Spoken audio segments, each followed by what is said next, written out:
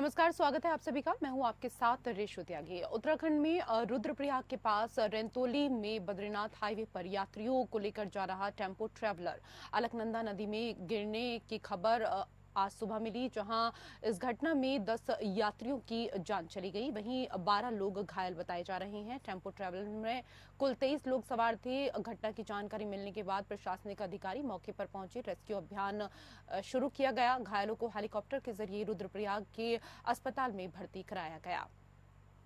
तो तस्वीरें आप देख रहे हैं, जहां एक बड़ा हादसा आज हुआ और इस दौरान कई लोगों की जान चली गई। घायलों को इलाज के लिए अस्पताल में भर्ती कराया गया है।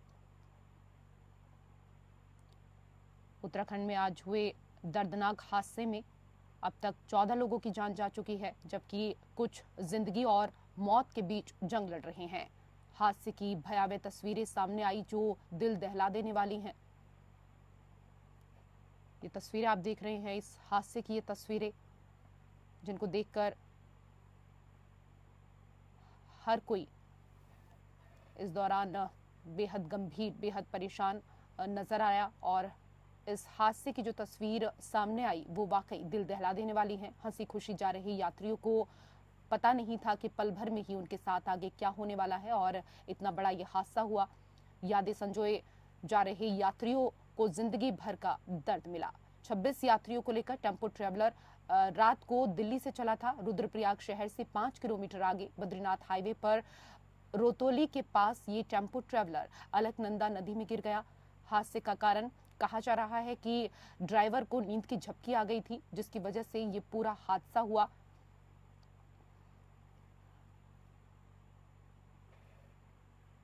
अभी पुलिस अधीक्षक रुद्रप्रयाग घटनास्थल पर ही है। उनके द्वारा बताया गया कि करीब आधा घंटा पहले एक टेम्पो ट्रैवलर जो नोएडा से आगे जा रही थी यहाँ रुद्रप्रयाग की तरफ, तो रैतौली जगह है रुद्रप्रयाग से पहले, वहाँ पर लगभग 150 से 200 मीटर गहरी खाई है, वहाँ पर गिर गया है, जिसमें से 7 लोगों की डेड बॉडी तो रिकवर कर लिया है। 9 लोगों को हॉस्पिटल पहुँचाया गया है, जिसमें से एक की डेथ होना ज्ञात हुआ है। ड्राइवर भी बहुत गंभीर रूप से घायल है, इसलिए स्पष्ट नहीं हो पा रहा है अभी कि टोटल कितने लोग इसमें सवार थे। लिहाजा पुलिस, हमारे एसडीआरएफ और स्थानीय लोग लगे हुए हैं वहाँ रेस्क्यू के लिए, और टोटल कितने संख्या है अब ये कुछ देर बाद ही स्पष्ट हो पाएगा, जब पूरी रेस्क्यू वाला काम पूरा हो जाए। सर, अभी भी वहाँ पर रेस्क्यू अभियान जारी है? बिल्कुल, पुलिस अधीक्षक रुद्रप्रयाग वहीं घटनास्थल पर है और रेस्क्यू काम जारी है, क्योंकि 150 से लगभग 200 मीटर के आसपास की गहरी खाई है, तो ये एक लंबी प्रक्रिया चल रही है। और उधर मुख्यमंत्री पुष्कर सिंह धामी उत्तराखंड की उन योजनाओं के लिए प्रधानमंत्री नरेंद्र मोदी से पैरवी करेंगे जिन्हें केंद्र सरकार की नवरत्न योजनाओं में शामिल किया गया है। मुख्यमंत्री ने कहा कि वो जल्द ही प्रधानमंत्री से मुलाकात कर राज्य के विकास से जुड़ी योजनाओं के लिए अनुरोध करेंगे। मुख्यमंत्री राज्य सचिवालय में मीडिया कर्मियों से बात कर रहे थे। उन्होंने कहा कि राज्य में पहले से ही कई योजनाओं पर कार्य चल रहा है। प्रधानमंत्री ने हमारी 9 योजनाओं को विकास के नवरत्नों में शामिल किया है, वो इनके बारे में अनुरोध करेंगे। मुख्यमंत्री ने कहा कि देहरादून से कई नई हवाई सेवाएं शुरू होनी है। अंतर्राष्ट्रीय उड़ानों के लिए कई औपचारिकताएं भी होनी है, इस बारे में भी वो बात करेंगे। पंतनगर का हवाई अड्डा अंतर्राष्ट्रीय स्तर का बनाया जाना है। इसके लिए राज्य सरकार के स्तर पर सभी औपचारिकताएं पूरी हो चुकी हैं। इसके साथ ही पिथौरागढ़ और चुनियालीसोड़ हवाई पट्टी का कार्य भी शुरू होना है। और उधर महान संत बाबा नीम करोली महाराज के धाम कैंची में मंदिर के स्थापना दिवस पर भव्य मेले का आयोजन हुआ। इस दौरान लाखों की संख्या में भक्तों ने बाबा जी के दर्शन कर पुण्य लाभ अर्जित किए और भंडारे में प्रसाद ग्रहण किया। पूजा अर्चना के बाद मंदिर के कपाट भक्तों के लिए खोले गए। रात भर से ही दूर दूर से आने वाले भक्तों की कई किलोमीटर लंबी लाइन लगनी शुरू हो गई थी। हर कोई बस बाबा नीम करोली के दर्शन करने के लिए काफी आतुर नजर आ रहा था। गौरतलब है कि उत्तराखंड सरकार ने मानस खंड योजना के तहत कैंची धाम को प्रमुख धार्मिक स्थलों की श्रेणी में शामिल किया है। जिसके चलते यहां पर मान्यताओं के अनुरूप बड़ी संख्या में साल भर भक्तों का तांता लगा रहता है। ऐसे में जिला और पुलिस प्रशासन की तरफ से भक्तों की सुविधा को लेकर काफी बंदोबस्त किए गए हैं। जगह जगह पर फोर्स मौजूद है। वहीं मंदिर समिति के मुताबिक हर वर्ष भक्तों की संख्या में बढ़ोतरी हो रही है और इस वर्ष भी करीब 1.5 लाख भक्तों के आने का अनुमान लगाया गया था। कैंची धाम पहुंचे बाबा नीम करोली महाराज के पुत्र डॉक्टर धनंजय शर्मा ने कहा कि बाबा जी का चमत्कार है कि वो भव्य अनुष्ठान की स्वयं कमान संभाल लेते हैं और उनकी ही कृपा से बड़ी सुगमता पूर्वक मेला संपन्न हो जाता है। वहीं एसएसपी प्रहलाद सिंह मीना ने कहा कि मेला सफल तरीके से चले और भक्तों को किसी तरह की कोई दिक्कत न हो, इसको लेकर पूरी तैयारियां की जा रही थी। देखिए, सबसे पहले तो मैं बाबा के जितने भक्त हैं उनको मैं अपनी तरफ से बधाई देना चाहता हूं कि आज जितने भी भक्त आए हैं और जिस भी तरीके की व्यवस्थाएं जिला प्रशासन के द्वारा, पुलिस के द्वारा या मंदिर समिति के द्वारा की गई है, भक्तों ने उस व्यवस्था में बहुत सहयोग किया है और बहुत अच्छे तरीके से, शांतिपूर्ण तरीके से और बहुत ही खुशहाल तरीके से मेला चल रहा है। काफ़ी संख्या में अब तक भक्त यहाँ पर दर्शन कर चुके हैं और जो बाकी हमारी शटल सर्विसेज जो चल रही है और पार्किंग है वहाँ पर भी काफ़ी संख्या में भक्त हैं, तो उनको भी हम बहुत तेज़ी से दर्शन करवा रहे हैं। अभी तक की जो मेले की जितनी भी गतिविधियाँ बहुत अच्छी चल रही है और हमें उम्मीद है कि आज का जो मेला है वो न केवल ऐतिहासिक होगा और बहुत शांतिपूर्ण तरीके से, बहुत खुशहाल तरीके से संपन्न भी। तो आप लोग भी सुबह से सब लोग आए हुए हैं और असली महाराज की जो लोग कहते हैं कि क्या क्या कृपा है, महाराज क्या है, साक्षात आज 15 जून को देखने को यही मिलता है और यही आप लोग भी देख रहे होंगे। कहाँ कहाँ से लोग आ रहे हैं, किसी को कोई निमंत्रण नहीं, लेकिन सबके मन में होता है कि बार 15 जून को महाराज के पास दर्शन करें और महाराज का प्रसाद लें। तो विश्व प्रसिद्ध बाबा नीम करोली महाराज के धाम में भक्तों का सैलाब देखने को मिल रहा है। हर साल आज ही के दिन बाबा नीम करोली महाराज जी के धाम में मेला लगता है। कैंची धाम का 60वां स्थापना दिवस मनाया जा रहा है। इस बार भी देश के कोने कोने से बाबा के भक्त बाबा नीम करोली के दर्शन के लिए पहुंचे हुए हैं। पुलिस और प्रशासन पिछले 1 महीने से इस मेले की तैयारियों में जुटा हुआ था। लाखों लोगों के पहुंचने की उम्मीद के चलते पहले ही प्रशासन ने सारी तैयारियां इस दौरान शुरू कर दी थी। पार्किंग और अन्य जरूरी व्यवस्थाओं को भी पूरा कर लिया गया था।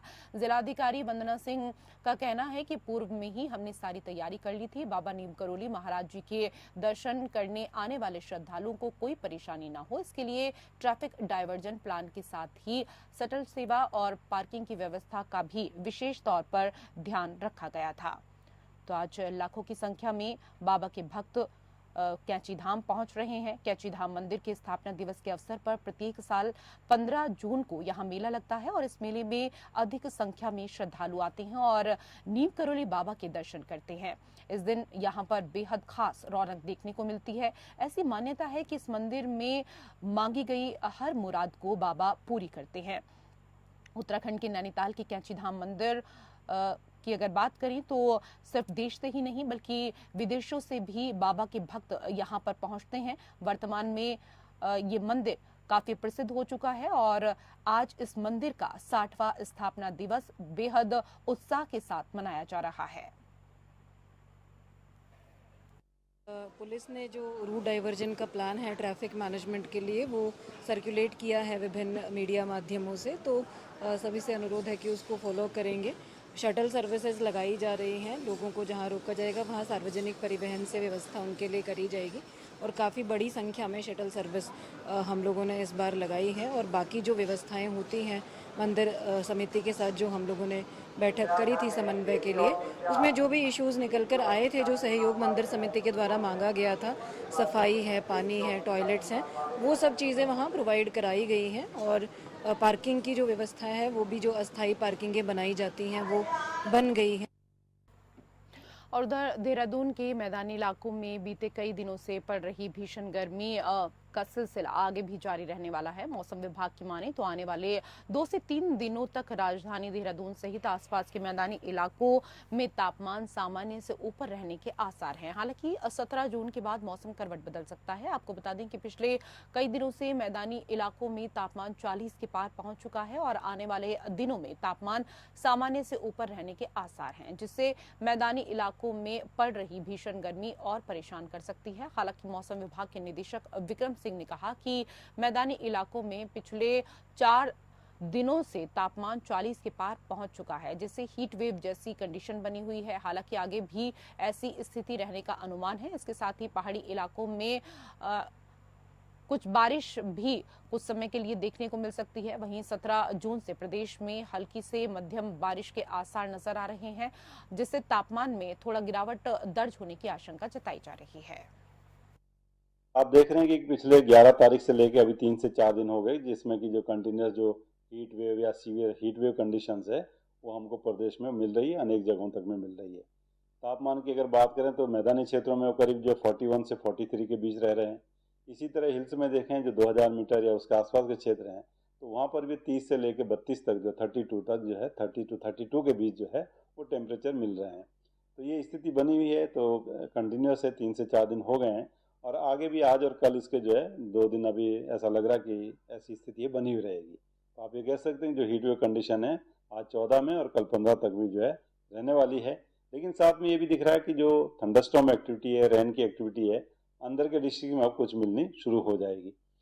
तो आप आज कह सकते हैं कि अंदर के हमारे जो 5 डिस्ट्रिक्ट है, उत्तरकाशी, चमोली, पिथौरागढ़, रुद्रप्रयाग, बागेश्वर, तो इनमें इक्का दुक्का जगहों में जो है रेन थंडरस्टॉर्म एक्टिविटी आपको देखने को मिलेगी।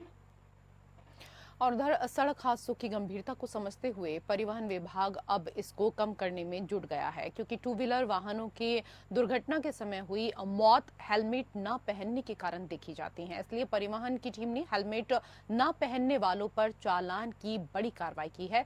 इस अभियान को लेकर शैलेश तिवारी ने कहा कि हमने चालक के साथ ही पीछे की सीट पर बैठे व्यक्ति के लिए भी हेलमेट जरूरी रखा है और इसका उल्लंघन करने वालों पर चालान की कार्रवाई भी हमने की। उन्होंने बताया कि 296 लोगों के चालान हमने काटे हैं।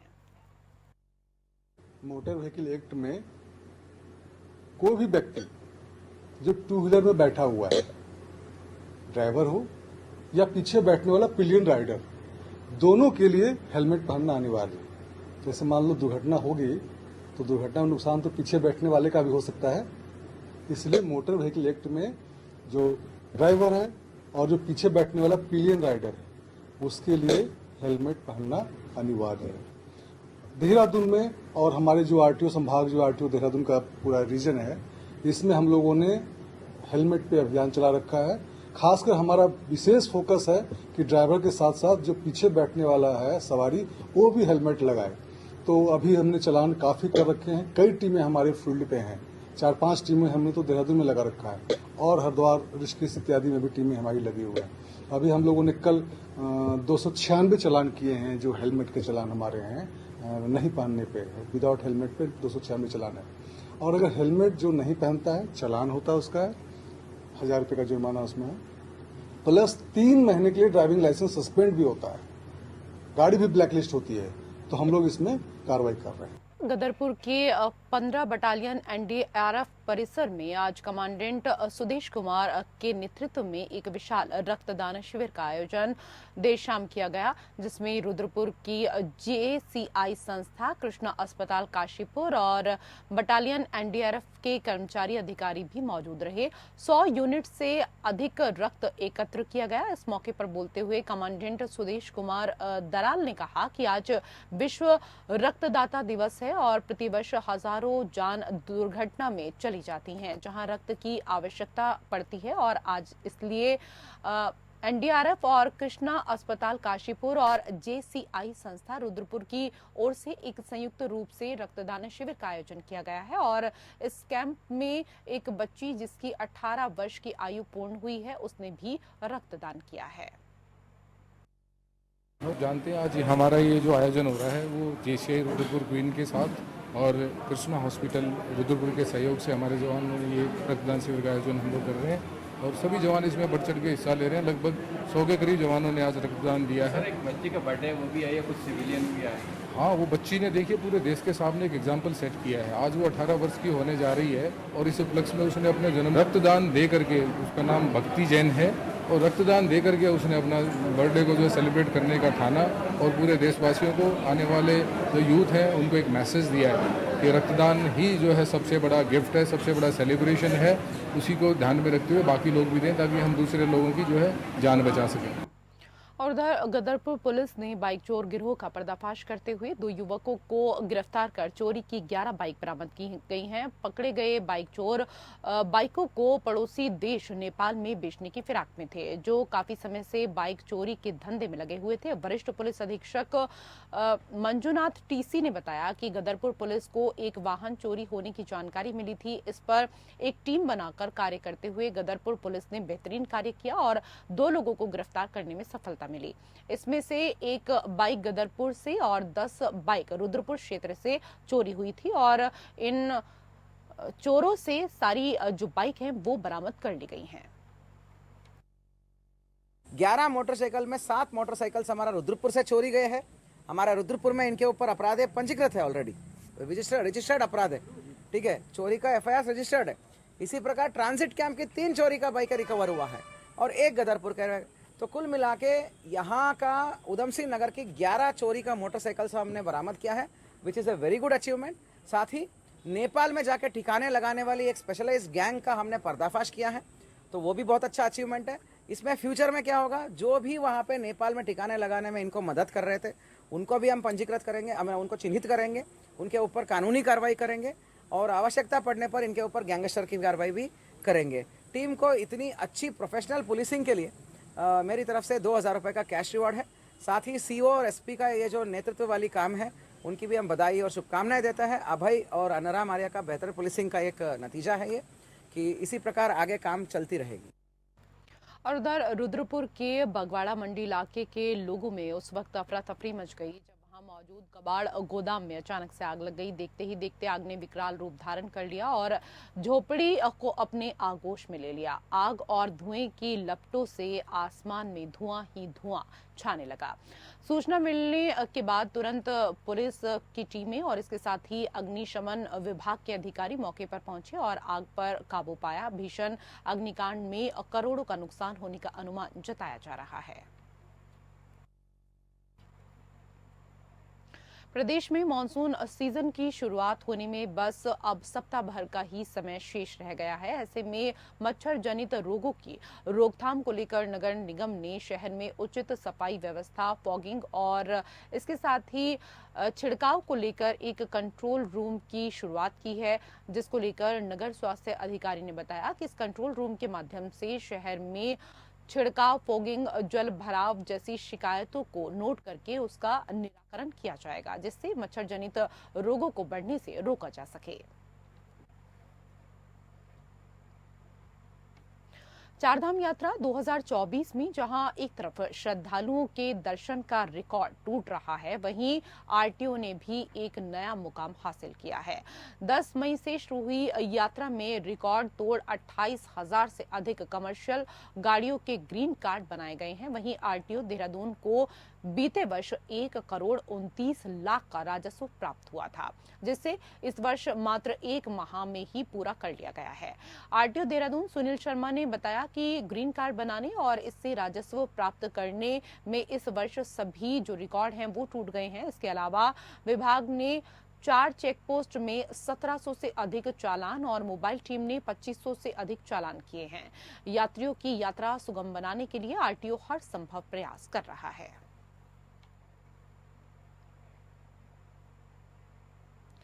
उधर मानसून सीजन के लिए केदारनाथ हेली सेवा की बुकिंग खोल दी गई है। ये बुकिंग 21 जून से 14 सितंबर के बीच की अवधि के लिए कराई जा सकेगी। प्राधिकरण ने इस बार केदारनाथ हेली सेवाओं की 20 जून तक की बुकिंग की थी। इसके बाद 15 सितंबर से 30 अक्टूबर तक की बुकिंग पहले ही करा दी है। मानसून सीजन की अवधि 21 जून से 14 सितंबर के बीच की बुकिंग पहले नहीं खोली गई थी। प्राधिकरण ने इसके लिए हेली कंपनी को पत्र भेजा था। इनमें से कुछ ने सहमति दे दी है, जिससे इस अवधि की हेली सेवा की बुकिंग खोल दी गई है। उत्तराखंड की खबरों में मेरे साथ फिलहाल इतना ही। नमस्कार।